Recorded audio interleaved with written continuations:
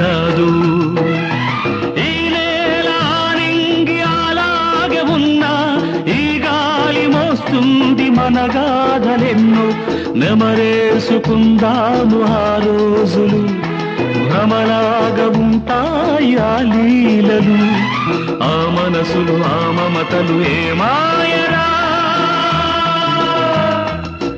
ఒరే రాస్కెల్, జ్ఞాపకం వద్దురా? కాలేజీలో క్లాస్ రూములో ఓ పాప మీద నువ్వు పేపర్ బాల్ కొడితే ఆ పాప ఎడమకాలు